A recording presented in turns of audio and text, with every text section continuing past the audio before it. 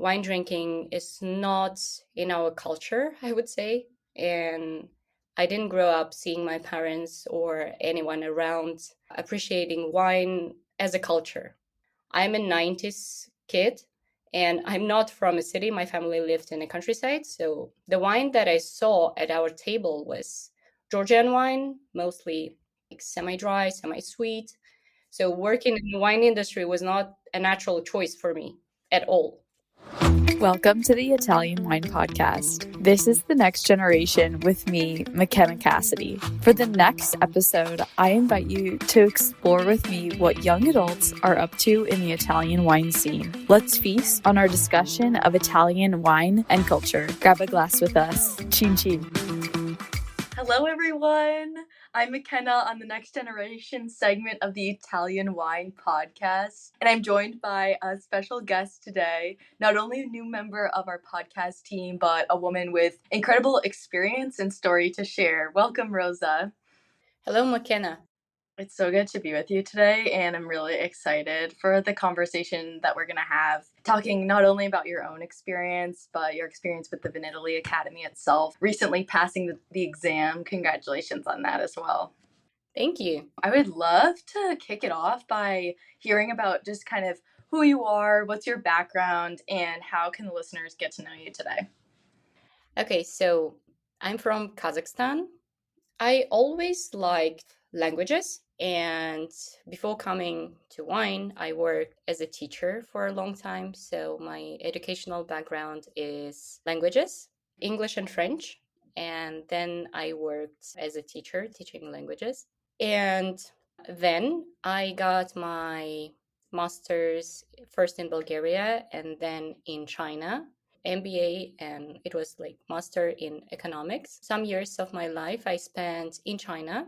I was based in Beijing and I worked as a language teacher there. Mm-hmm. And the last 2 years in China, I started working in the wine industry. I worked there for 2 years. Mm-hmm. I worked as sales in a wine importing company in Beijing for the last 2 years there.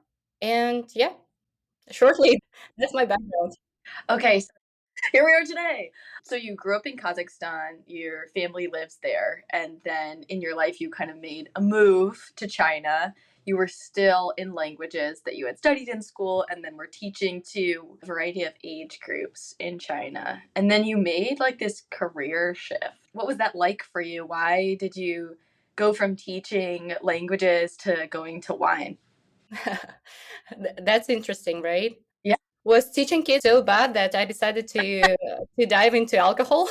My experience in teaching kids was very good, and I love that a lot. But at some point of my life, I decided that I wanted to make a change. So back then, I was around like 29, almost 30. Maybe it was some kind of crisis related to age. So I just wanted to change something. Okay. And I was thinking, what industry, what subject would be interesting for me to learn from the very beginning.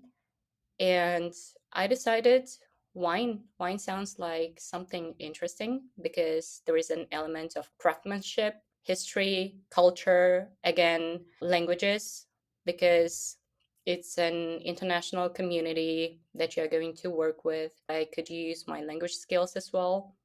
And also traveling. I think working with wine also includes some traveling from time to time. And I'm very interested in traveling too and learning about different cultures. So that is why I decided to dive into wine studies.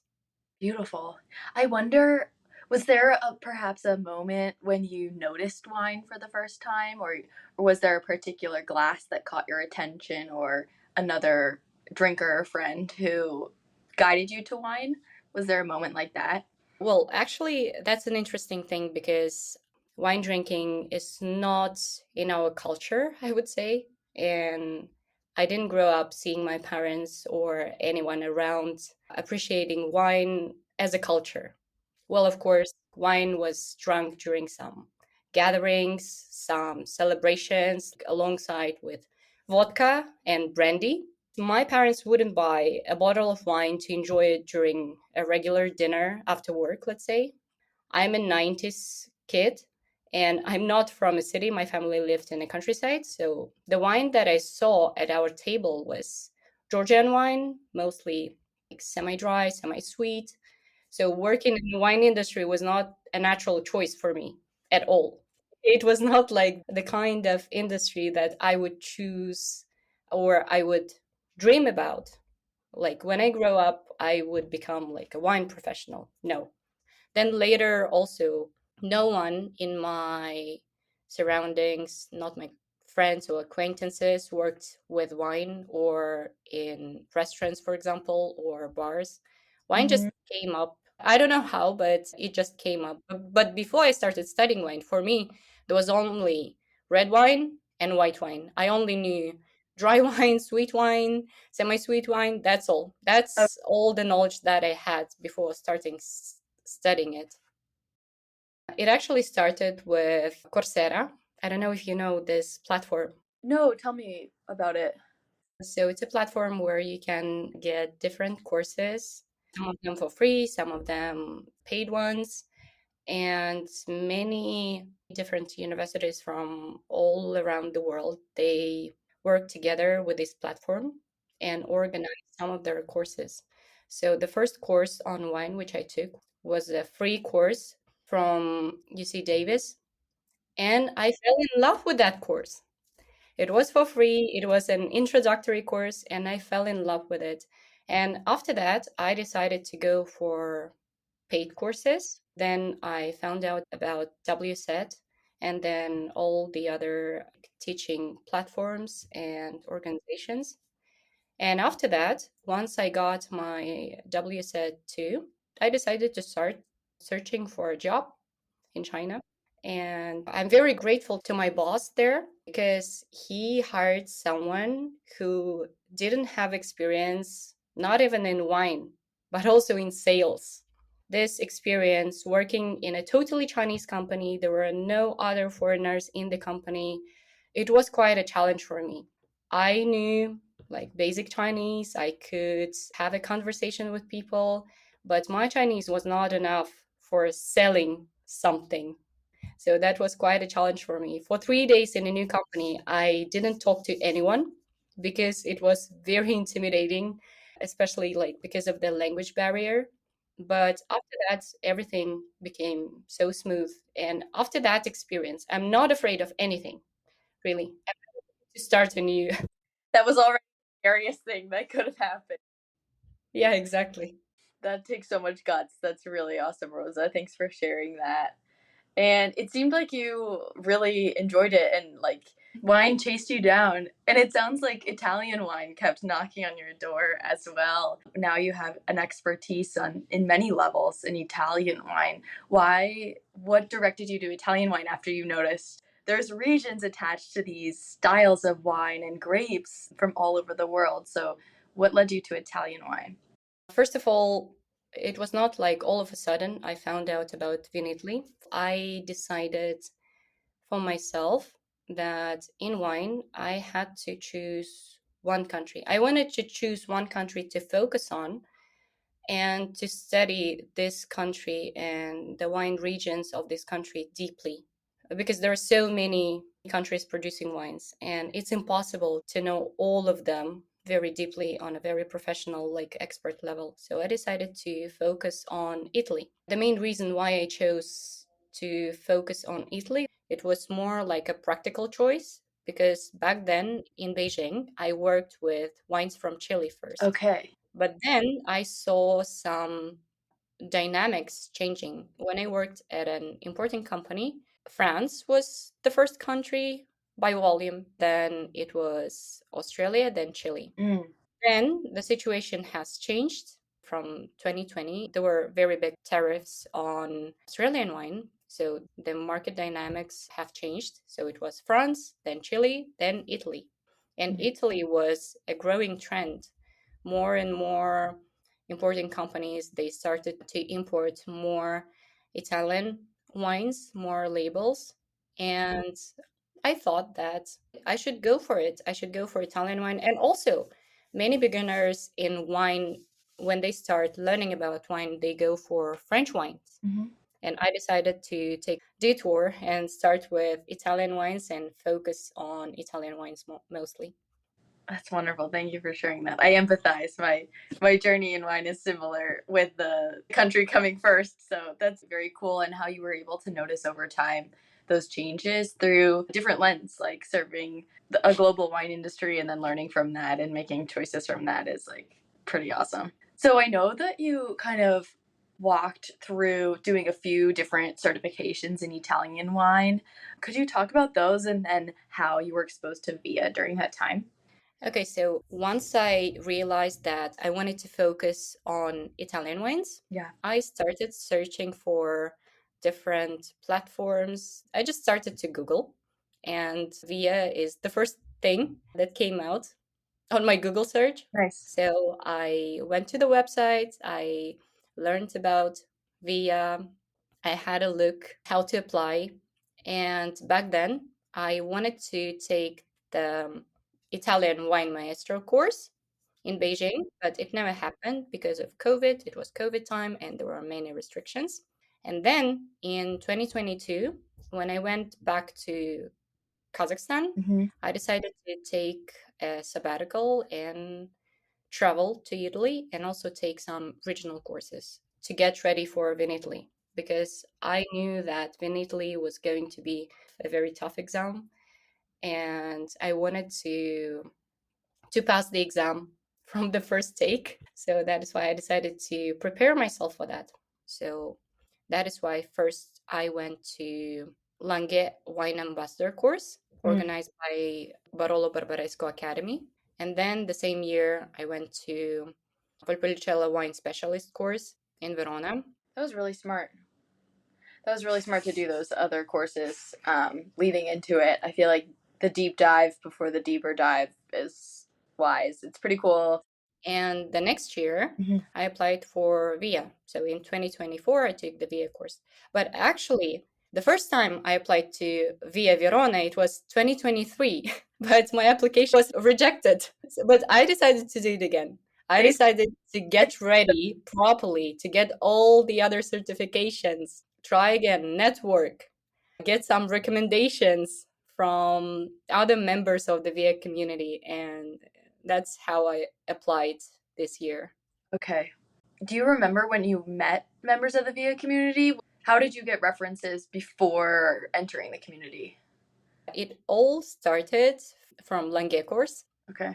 and then Valpolicella course. So during the course, I met some people who were already Italian wine ambassadors or who took the course before. So you kind of did these trainings on your own to kind of prep for what VIA was. Awesome.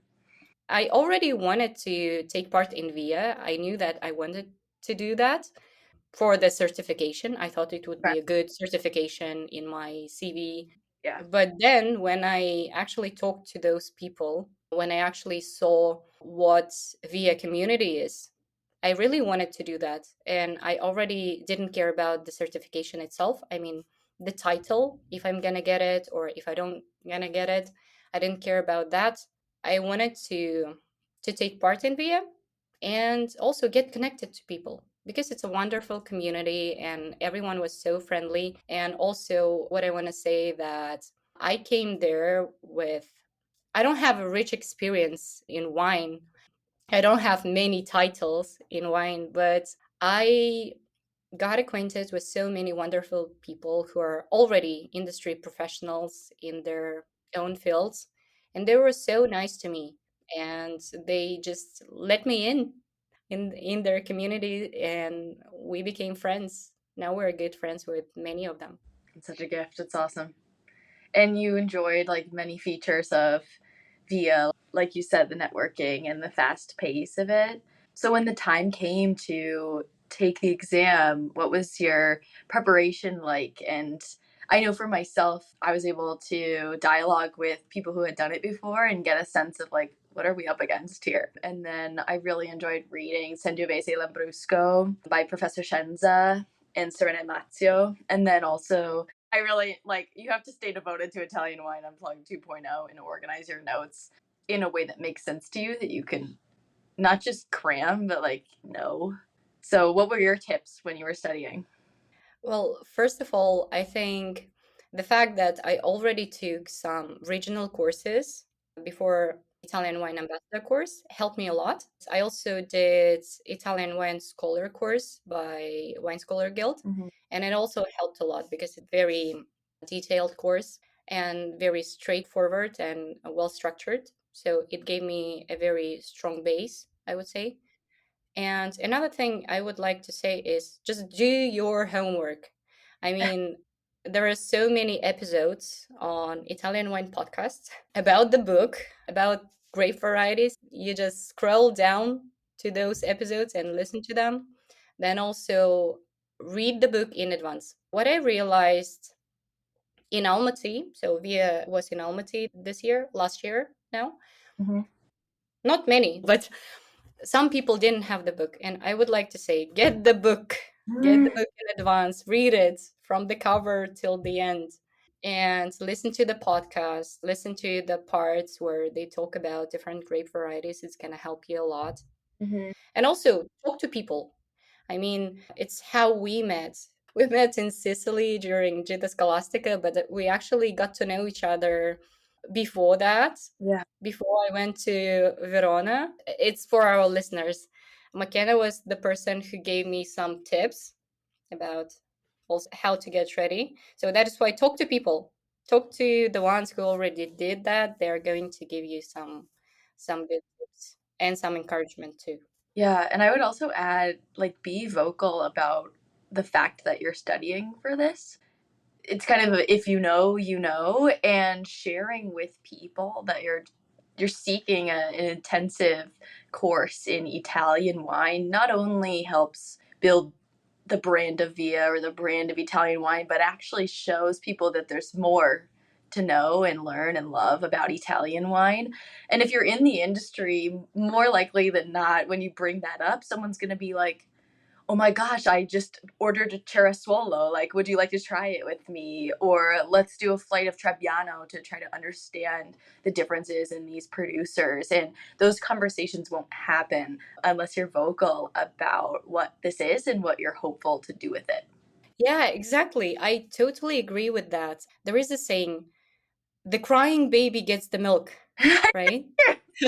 So, yeah, if you mention it to someone, first of all, there might be people who are also going to apply for the course, for example, and you could prepare together. Or, as you said, some people, some of your friends or acquaintances, they can share with you some of the wines you cannot get yourself. Right. That's a good one. That's I think that's a very good tip. Be vocal about that. Yeah. About what you're doing and what you're up to. It helps you get through the intensity, which is awesome. So I know you mentioned a few minutes ago the Gita Scholastica. What is that and how do you get involved?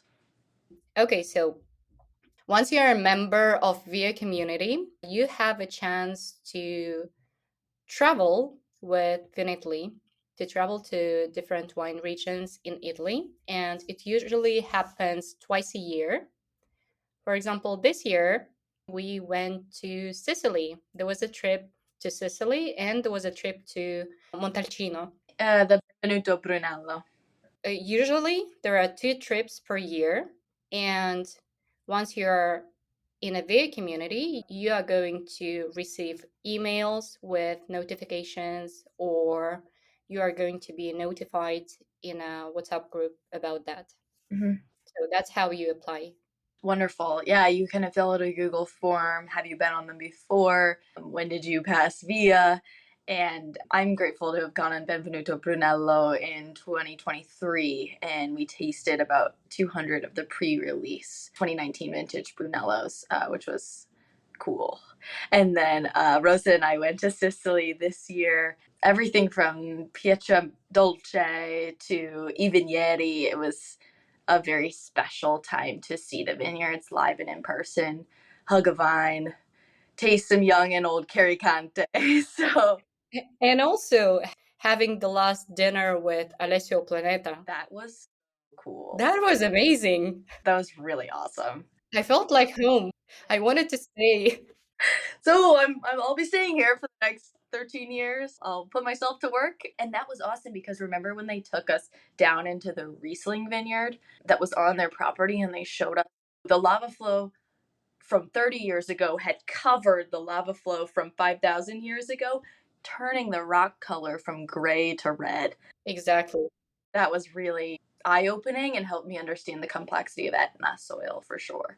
So that is why I like Vinitaly, why I like Via. Mm-hmm. It goes beyond the course itself. It goes beyond the title. So once you get the title, or it doesn't matter. Mm-hmm. You get the title or you don't get it. It doesn't matter you pass exam or you don't pass the exam. It doesn't matter. You become a member of VIA community and you get access to a lot of interesting things. Absolutely. Cheers to that. So let's just lastly talk about kind of what we're doing here and now. You're now helping us manage and lead the growth at the Italian Wine Podcast, and I'm so excited to work with you on that. So let's just talk about the importance of the podcast, kind of the process, and what's going on here. Okay, so what I see the podcast nowadays, not just Italian Wine Podcast, is a very good platform to connect to different people, and it's a very good platform to amplify your voice and have a big impact and talk to a big audience. So it's a very good platform. I totally agree with you. And there's many different sections on the Italian Wine Podcast, and I in particular work on the next generation. Mark Milan does food, wine, and travel. There's several business focused pods and producer focused pods. So truly go into your podcast app wherever you listen and search something or pick the first episode you see and dive down the rabbit hole. It's pretty awesome. It's the only wine podcast in the world to release an episode daily. And we feel really lucky and blessed to be a part of this mission to continue growing the wine industry and also engaging the next gen. So we're super excited. So thanks for that rundown. Exactly. Speaking of the next generation, what are the goals and what's the status and what are our hopes here? So the hope here is to attract more people, attract more younger wine professionals, and not only wine professionals, but also wine enthusiasts, people who don't work with wine, but they're super interested in wine, they're regular drinkers, to attract those people, to see their perspectives, to see their work ethics, and also the way they approach wine as a younger generation, also their approach to wine tasting, for example, Mm-hmm. and also give them a stage to speak out and, as I said, amplify their voice.